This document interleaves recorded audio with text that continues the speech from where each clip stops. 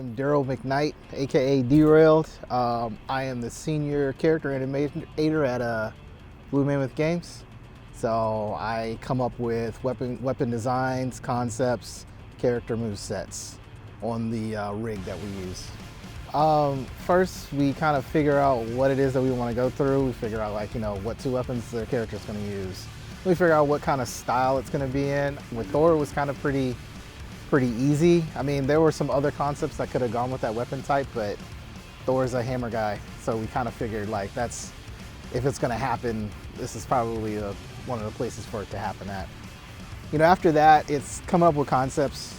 I throw a bunch of sketches down, start to kind of get a feel for what the character's, how it's going to present visually with its moves and its poses and whatnot.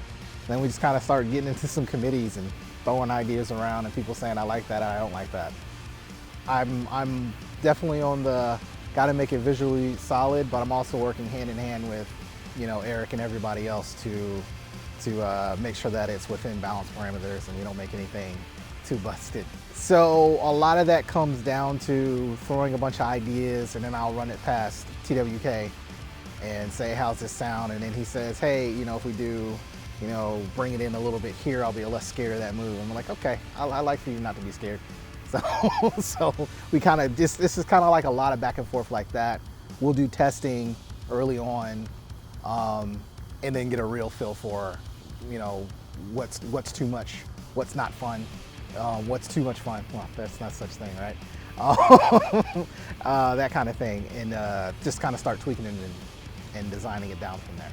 I've made a lot of moves for this game and have heard a lot of player feedback around when those moves come out. Like, hey, some moves that, I thought would be really super cool.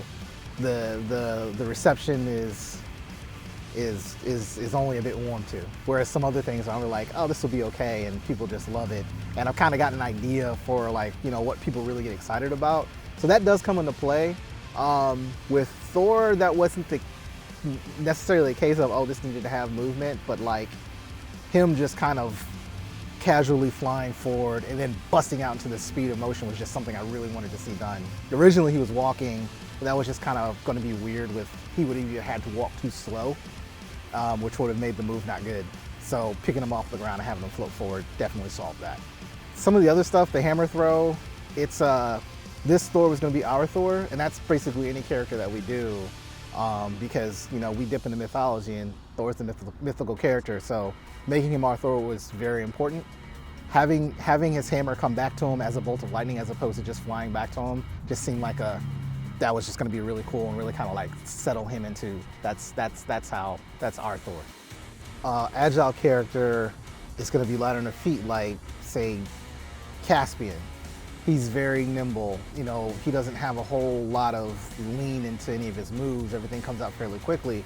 But characters like Terrace and Ulgrim, Thor, they get a lot more anticipation. They get a lot more drag. Like if I'm gonna have Thor swing his hammer, I'm gonna have him drag it back there a little bit longer before he brings it around and releases it. There's little other smaller things like you might notice where some characters, when they swing their weapons or whatnot, it's pretty much from one point to already gone through with the follow through. Whereas others, you really see that weapon out there connecting first before he gets brought back around, and it creates a faux hit stop, which is super important for some of the heavier hitting things.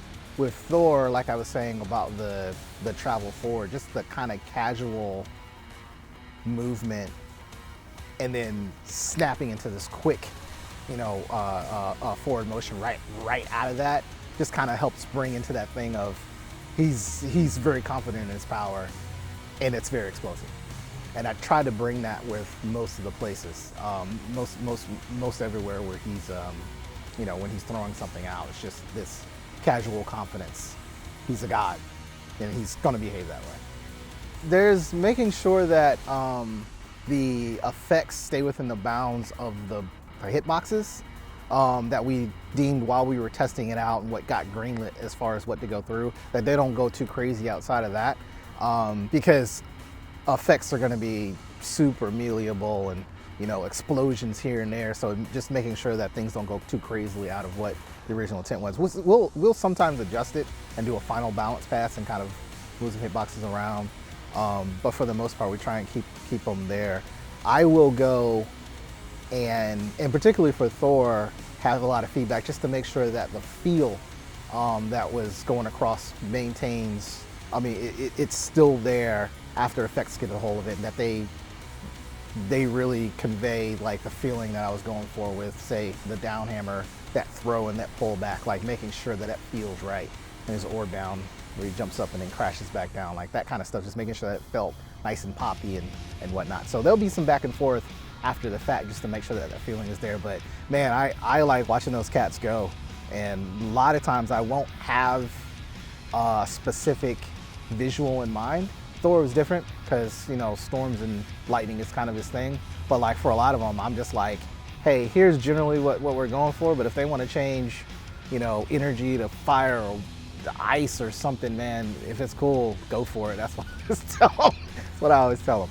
Yeah. So we definitely want to make sure that we give at least a majority of the kit that is usable, that is easy to figure out how to use, and then maybe a couple of moves in the kits that are kind of situational. We don't always do that, but a lot of times I'll go for that just to go, you know, a lot of times players just wind up using a light kit anyway. So having a move in there that's just kind of like, you don't use it often, but it's really good in these couple of situations, I think helps create a variety, because not everyone's going to use it, but it's really nice seeing when people really use those moves, well. So I like to make sure that there's a variety of tools there for the player that decides to pick them up and master this legend. I mean, I'm loving Cody Travis right now, because seeing what he does with Barraza, I love it. Because it's like, I hear like, you know, a lot of people like, yeah, don't play Barraza, don't play some of the slower legends. Seeing him really compete with that kit and using it well, I love seeing that. It's so satisfying. That's so satisfying seeing that come together like that, that the player put the time in as opposed to going for something that's a little bit more guaranteed. I do appreciate seeing those characters that kind of pull that stuff off.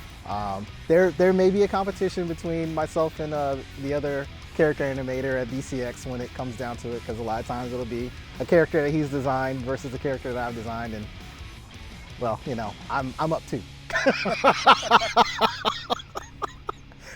I'm Daryl McKnight, character animator at Blue Mammoth Games, and thanks for watching.